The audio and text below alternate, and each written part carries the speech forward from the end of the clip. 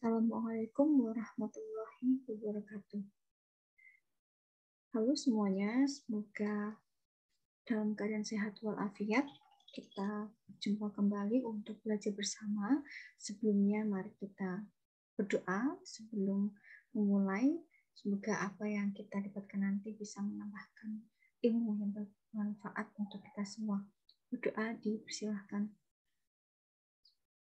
Oke,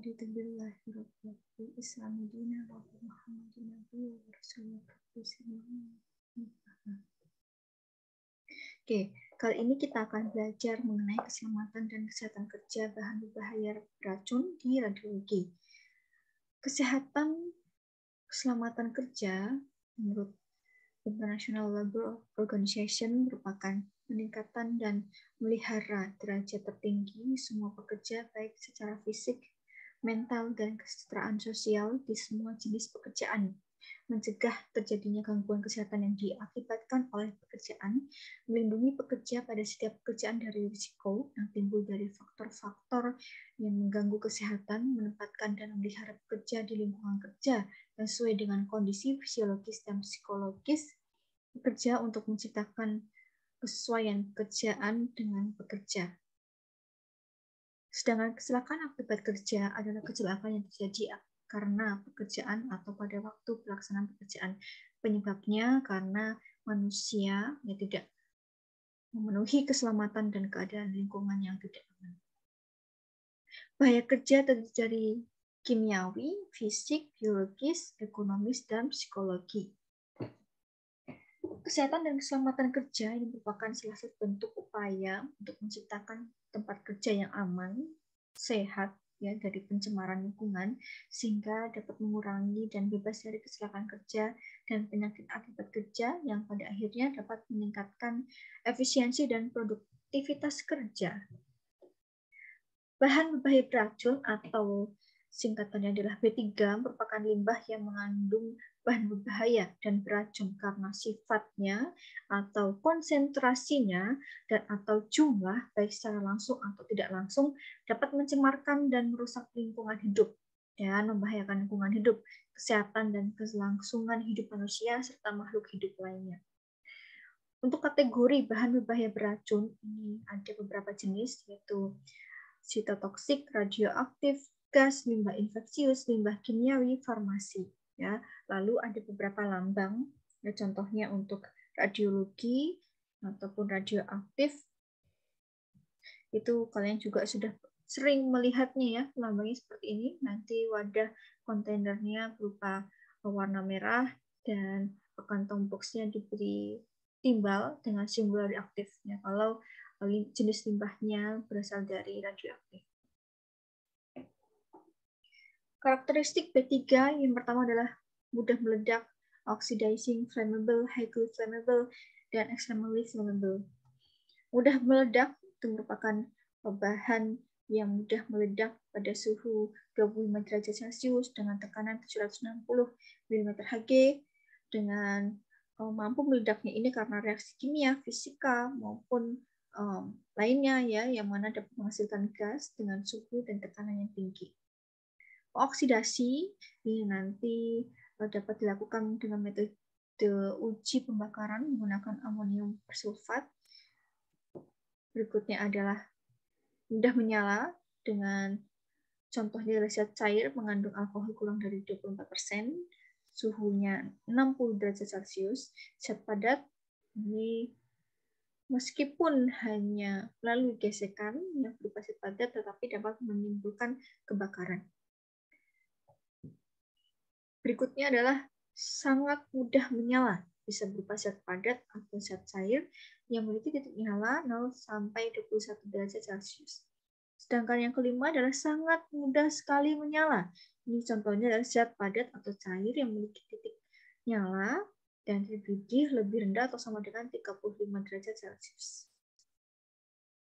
B3 yang sifatnya korosif, ini diantara lain karakteristiknya adalah menyebabkan iritasi pada kulit, menyebabkan proses pengkaratan pada lempeng baja, dan mempunyai pH yang asam ini kurang dari 2 dan basa ini lebih besar dari atau sama dengan 11,25. Contohnya adalah asam sulfat, asam klorida, dan natrium hidroksida. Jadi hati-hati jika menjumpai bahan kimia berikut karena sifatnya adalah korosif dan merusak. Cara mengidentifikasi limbah B3 ini adalah mencocokkan dengan daftar jenis limbahnya. Jika tidak cocok, maka kita lihat dari karakteristiknya, mudah meledak atau terbakar atau beracun atau korosif, tidak. Berikutnya, jika kedua tahapan tersebut sudah dilakukan dan tidak memenuhi karakteristik atau cara mengidentifikasi limbah B3 atau bukan, maka harus dilakukan uji toksikologi dengan sifat akut dan kronis. Kategori limbah padat B3 ini ada sampah infeksius, patologi, benda tajam, farmasi, sitotoksis, kimiawi, radioaktif, sampah kontainer bertekanan, dan sampah dengan kandungan logam berat yang tinggi. Yang pertama, ini limbah radioaktif karena limbah itu zat yang sudah tidak digunakan lagi, ya. Tetapi bukan hanya zat radioaktif, ya, atau radiofarmaka contohnya, dan atau juga adalah bahan serta peralatan yang sudah terkena zat radioaktif sehingga sifatnya radioaktif, namun tidak dapat digunakan atau dimanfaatkan lagi. Berikutnya adalah yang kita bahas lebih lanjut terkait limbah infeksius, ya, yang mana karena sudah terkontaminasi oleh organisme patogen sehingga ada kemungkinan untuk menularkan penyakit pada manusia yang rentan. Yang termasuk dalam limbah infeksius yang pertama adalah darah dan cairan tubuh, limbah laboratorium yang bersifat infeksius, limbah yang berasal dari kegiatan isolasi, dan limbah yang berasal dari kegiatan yang menggunakan hewan uji. Limbah patologi ini limbah buangan dari kegiatan operasi, otopsi, maupun prosedur medis lainnya, contohnya jaringan, organ, bagian tubuh, dan cairan tubuh. Limbah benda tajam, ya, contohnya adalah jarum suntik, jarum intravena, syring, kaca preparat, pisau, pipet, dan kaca. Limbah farmasi ini contohnya obat yang kadaluarsa dan obat yang sudah terkontaminasi. Limbah sitotoksis ini limbah yang sudah terkontaminasi dari persiapan dan pemberian obat sitotoksis untuk kemoterapi kanker. Kategori sitotoksik ini genotoksik, mutagenik, teratogenik, dan karsinogenik.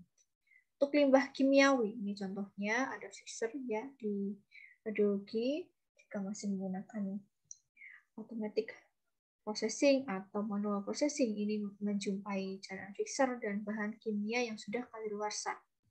Limbah radioaktif ini bisa berupa zat padat, cair, dan gas yang sudah kita pelajari ya sebelumnya di modul kedokteran nuklir. Ini contohnya ada radiofarmaka, ada jarum suntik, cairan urin pasien ya yang sudah diinjeksi radiofarmaka nantinya keluar dari tubuh pasien, itu juga merupakan limbah radioaktif. Berikutnya limbah kontainer bertekanan, ya, limbah dari kegiatan yang menggunakan tabung bertekanan, contohnya tabung gas. Berikutnya limbah kandungan logam yang berat, logam berat yang tinggi, ini contohnya termometer merkuri dan sigmomanometer merkuri. Hazard atau resiko atau bahaya di ruang perawatan, ini yang biologi, berupa kuman, ya, kuman patogen ada bakteri, virus, jamur dari pasien yang melalui kontak langsung atau tusuk jarum atau airborne. Untuk klasifikasi fisikanya, untuk hasilnya berupa listrik, ya, harus aman jaringan listriknya. Berikutnya kompor gas. Untuk kimia, kontak dengan obat-obat yang berbahaya, contohnya obat-obat kemoterapi, bahan kimia iritatif, dan oksigen karena mudah terbakar sifatnya. Untuk ergonomi, ini karena di ruang perawatan hazardnya adalah mengangkat beban berat, contohnya mengangkat pasien yang cukup berat gitu ya. Berikutnya psikososial, itu stres dan kejenuhan. Untuk bahaya atau hazard di radiologi, untuk dari biologi adalah kuman patogen dari pasien, kimia dari pencuci film, developer maupun fixer, fisika dari paparan radiasi, psikologinya adalah kejenuhan, dan ekonominya dari segi peralatan dan APD yang cukup berat ya, yang digunakan oleh radiografer.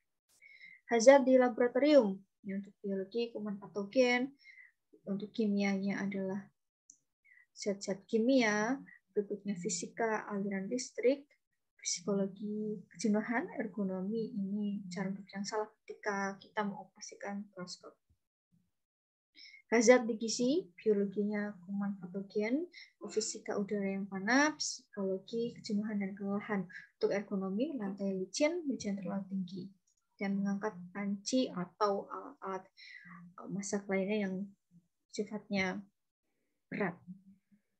Hazard di farmasi, ini biologi penularan penyakit lewat udara, fisika radiasi komputer, untuk kimia adalah obat sitostatika, lalu gas medis, ergonomi mengangkat benda yang berat, misalnya box infus, psikososial, kejenuhan, dan kelelahan.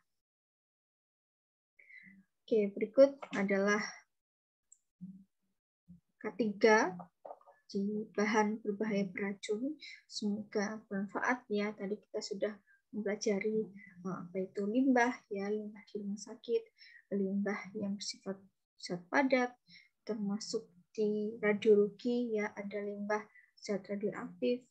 Untuk zat radioaktif itu ada limbah padat, cair, dan juga gas. Jadi perlu berhati-hati dalam bekerja ketika menjumpai zat-zat yang sifatnya radioaktif dan juga zat-zat yang bersifat korosif ya, tadi contohnya ada asam klorida dan sebagainya. Oke, ada sedikit motivasi ya terkait yang ada ya di sudah tercantum dalam Quran surat Al-Mujadilah ayat 11 bahwa hai orang-orang yang beriman, apabila dikatakan kepadamu berlapang-lapanglah dalam majelis, maka lapangkanlah, niscaya Allah akan memberi kelapangan untukmu. Dan apabila dikatakan berdirilah kamu, maka berdirilah, niscaya Allah akan meninggikan orang-orang yang beriman di antaramu dan orang-orang yang diberi ilmu pengetahuan berapa derajat, dan Allah Maha mengetahui apa yang kamu kerjakan. Ya, oleh karena itu, maka kita harus selalu ya belajar dan meningkatkan ilmu pengetahuan kita, dan semoga Allah meningkatkan derajat kita. Dan Allah itu sebetulnya mengetahui apa yang segala kita kerjakan. Ya, semoga kita semua dapat memberikan manfaat dan melakukan segala hal yang tentunya mendapatkan ridho dan mendapatkan pahala dari Allah SWT. Mari kita tutup untuk materi dan pembelajaran kali ini dengan doa kafaratul majlis bersama. Subhanakallahumma wa bihamdika asyhadu an la ilaha illa anta astaghfiruka wa atubu ilaik. Untuk teman-teman yang mungkin ada ya yang ingin didiskusikan atau ditanyakan, silahkan boleh melalui email saya maupun sosial media lainnya untuk bisa menanyakannya, yang masih bingung, yang masih ingin cari tahu terkait materi ini, boleh ditanyakan ke email saya. Terima kasih. Wassalamualaikum warahmatullahi wabarakatuh.